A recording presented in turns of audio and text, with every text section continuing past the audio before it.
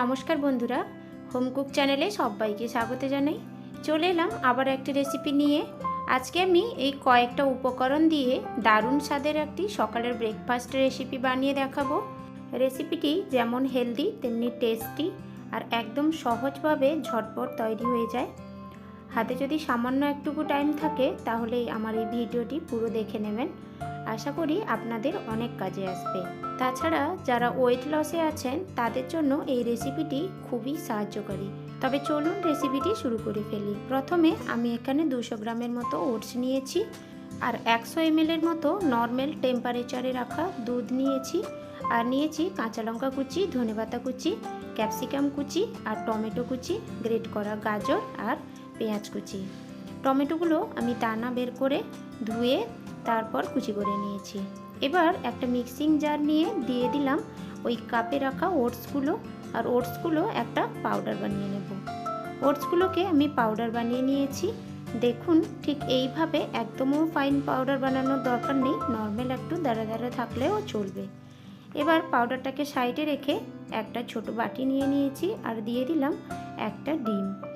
ডিমটা দিয়ে দিচ্ছি 1-3 টিস্পুনের মতো গোলমরিচের গুঁড়ো আর 1/2 টিস্পুনের মতো অরিগেনো আর স্বাদ মতো লবণ। এবার 3টা উপকরণ দিয়ে ডিমের সাথে আমি ভালো করে মিক্স করে নিচ্ছি। রেসিপিটি যদি ভালো লেগে থাকে আপনাদেরকে অনুরোধ রইল আমার ভিডিওতে একটা লাইক করে দেবেন আর কমেন্ট করে অবশ্যই জানাবেন আপনাদের রেসিপিটি কেমন লেগেছে। আর পাশে থাকা বেল আইকনটা প্রেস করে নেবেন। যখনই আমি কোনো নতুন ভিডিওর আপলোড দেব নোটিফিকেশানটা আপনার কাছে জলদি পৌঁছে যাবে। এবার ডিমটাকে ভালো করে মিক্স করে নিয়ে সাইডে রেখে দিলাম আর একটা বাউল নিয়ে নিয়েছি আর ওই যে ওটসগুলো আমি পাউডার বানিয়ে রেখেছিলাম ওটা দিয়ে দিলাম আর দিলাম স্বাদ মতো লবণ। লবণটা আর পরে দেওয়ার দরকার নেই, প্রথম থেকেই আমি অ্যাড করে দিলাম। এবার ভালো করে ওই ওটসের পাউডারের সাথে লবণটা মিক্স করে নেব। ওটসের পাউডারের সাথে লবণটা ভালো করে মিক্স করে নিয়েছি। এবার দুধটা যে নিয়েছিলাম ওই দুধটা আমি অ্যাড করে দিলাম। দুধটাও দিয়ে আমি ভালো করে ওটসের সাথে মিক্স করে নিচ্ছি। আজকে আমি দারুণ স্বাদের একটি হেলদি ব্রেকফাস্ট রেসিপি আপনাদের সাথে শেয়ার করছি।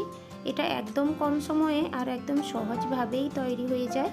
শুধু একটু সবজিগুলো কাটাকুটি ঝামেলা থাকে, আর কিছুই নয়। আর আপনাদের হাতে একদম কম সময় থাকলে এই রেসিপিটি তৈরি করে ফেলতে পারেন।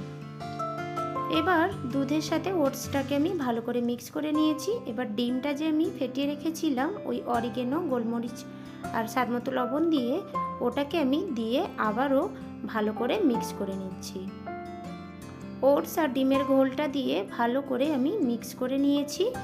এবার এটাকে আমি ঢাকনা দিয়ে রেখে দেব 10 থেকে 15 মিনিটের মতো। আর ওটস এমনিতেই একটু জল টেনে নেয়, তার জন্য কিছুক্ষণ ঢাকনা দিয়ে রেখে নিতে হবে।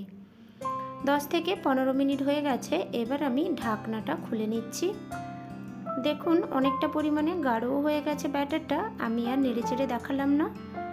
এবার কিছুটা সবজি অ্যাড করে দিচ্ছি। সবজিগুলো আপনারা আপনাদের মন পছন্দের নিয়ে নিতে পারেন। আমি এখানে গ্রিন কালারের ক্যাপসিকাম নিয়েছি আর নিয়েছি টমেটো কুচি আর একটা মিডিয়াম সাইজের কুচনো পেঁয়াজ আর একটা গাজরকে গ্রেট করে নিয়েছি। আর দিয়ে দিলাম বেশ কিছুটা পরিমাণে ধনেপাতা কুচি। এই ধনেপাতা কুচিটা কিন্তু অবশ্যই দেবেন, এতে ফ্লেভারটা খুব ভালো আসে। আর দিয়ে দিলাম কিছুটা পরিমাণে কাঁচা লঙ্কা কুচি। কাঁচা লঙ্কা কুচিটা আপনারা স্বাদ অনুযায়ী দিয়ে নেবেন। কাঁচা লঙ্কা কুচির পরিবর্তে আপনারা এখানে চাইলে লঙ্কার গুঁড়োও ইউজ করে নিতে পারেন, কিন্তু আমি যেহেতু হেলদি বানাবো একদম, তো তার জন্য আমি কোনো লঙ্কার গুঁড়ো ইউজ করব না। এবার সমস্ত সবজিগুলো দিয়ে আমি ব্যাটারের সাথে খুব ভালোভাবে মিক্স করে নিচ্ছি। আমি এখানে এই কয়েকটা সবজি দিয়েছি, আপনারা চাইলে আপনাদের মন পছন্দের সবজিও অ্যাড করে নিতে পারেন। যেমন এখানে বাঁধাকপিও দিতে পারেন আর বিনসও দিতে পারেন। এই পর্যায়ে লবণটা অ্যাড করলাম না, যেহেতু আমি আগে লবণটা পাউডারের সাথে অ্যাড করে দিয়েছিলাম সেই জন্য। আর আপনারা যদি পাউডারের সাথে না দেন তাহলে এই পর্যায়ে অ্যাড করে নেবেন। ব্যাটারটাও একদম পারফেক্টভাবে তৈরি হয়ে গেছে, একদম পাতলাও নয় আর একদম ঘনও নয়। যদি একটু ঘন হয়ে যায় তাহলে একটু দুধ মিশিয়ে পাতলা করে নেবেন। আজকে আমি সেম ব্যাটার দিয়ে 2 রকমের পদ্ধতিতে তৈরি করে দেখাবো। আপনাদেরকে যেটা সুটেবল মনে হয় ওই হিসেবে তৈরি করে নেবেন। প্রথমে গ্যাসে একটা কড়াই বসিয়ে দিয়েছি, তারপর গ্যাসের ফ্লেমটা অন করে 1 টিস্পুনের মতো সাদা তেল দিয়ে দিলাম আর কিছুটা পরিমাণ ধনেপাতা কুচি দিয়ে দিলাম। ধনেপাতা কুচিটা দিলে ভালো ফ্লেভার আসে।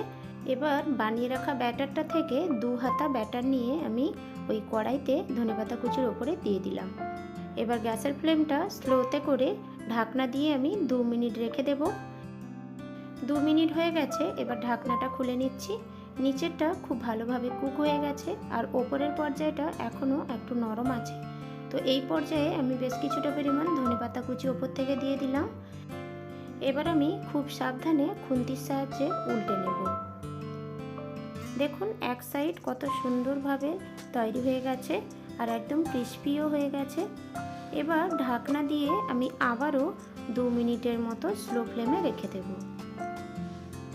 2 মিনিট হয়ে গেছে, এবার আমি ঢাকনাটা খুলে নিচ্ছি। এবার এটা সম্পূর্ণভাবে রেডি হয়ে গেছে। শুধু সামান্য একটু আমি কড়াইতে উল্টে পাল্টে নিচ্ছি। দেখুন এই সাইডটাও খুব ভালোভাবে তৈরি হয়ে গেছে। এবার আমি একটু উল্টে পাল্টে নিয়ে প্লেটে একটা তুলে নেব। এবার আমি আরেকটা পদ্ধতিতে আপনাদেরকে বানিয়ে দেখাচ্ছি। তার জন্য গ্যাসে একটা ননস্টিকের প্যান বসিয়ে নিয়েছি। গ্যাসের ফ্লেমটা মিডিয়ামে রেখে দিয়ে দিলাম 2 থেকে 3 টিস্পুনের মতো সাদা তেল। এবার একটা ব্রাশ নিয়ে আমি তেলটাকে ভালো করে কড়াইয়ের চারিদিকে ব্রাশ করে দিলাম। এবার যে ব্যাটারটা আমি বানিয়ে রেখেছিলাম ওই ব্যাটারটা আমি বেশ কিছুটা পরিমাণ প্যানে দিয়ে দিলাম। পরিমাণটা আপনারা আপনাদের মতো বুঝে দিয়ে নেবেন। এবার একটা স্প্যাচুলারের সাহায্যে ভালো করে এদিকে ওদিকে ঘুরিয়ে ঘুরিয়ে আমি একটা রাউন্ড শেপ করে নেব। স্প্যাচুলারটা দিয়ে ভালো করে এদিক ওদিক মিলিয়ে একটা রাউন্ড শেপ দিয়ে নিয়েছি। এবার ঢাকনা দিয়ে আমি 2 থেকে 3 মিনিটের মতো লো ফ্লেমে রেখে দেব। 2 থেকে 3 মিনিট হয়ে গেছে, এবার ঢাকনাটা খুলে নিচ্ছি। দেখুন বন্ধুরা এক সাইড পুরো ভালোভাবে কুক হয়ে গেছে। এবার খুব সাবধানে আমি স্প্যাচুলারটা দিয়ে উল্টে নেব। যে সাইডটা হয়নি ওই সাইডটা আমি উল্টে নেব। এবার স্প্যাচুলারটা দিয়ে হালকাভাবে একটু প্রেস করে নিচ্ছি। এবার ঢাকনা দিয়ে আবারও আমি 2 মিনিট স্লো ফ্লেমে রেখে দিয়েছিলাম। 2 মিনিট হয়ে গেছে, এবার ঢাকনাটা খুলে নিয়েছি। দেখুন আমি খুব সাবধানে আবারও উল্টে নিলাম। এবার ওই সাইডটা তো খুব ভালোভাবে তেলটা পেয়ে গেছে আর এই সাইডটা এখন একটু বাকি আছে। তার জন্য আমি 1 টিস্পুনের মতো আবার উপর থেকে তেল দিয়ে ভালো করে তেলটাকে ব্রাশ করে দিলাম। ব্রাশ করে নিয়েছি ভালোভাবে। এবার আমি খুব সাবধানে আবারও উল্টে নেব। উল্টে নিয়ে গ্যাসের ফ্লেমটা এবার মিডিয়ামে করে নিয়ে এদিক ওদিক ঘুরিয়ে ঘুরিয়ে একটু ভালো করে ভেজে নেব। রেসিপিটি সম্পূর্ণ তৈরি হয়ে গেছে। এবার আমি একটা প্লেটে তুলে নেব। টমেটো কেচাপ আর মেয়োনিজের সাথে সার্ভ করে দেব।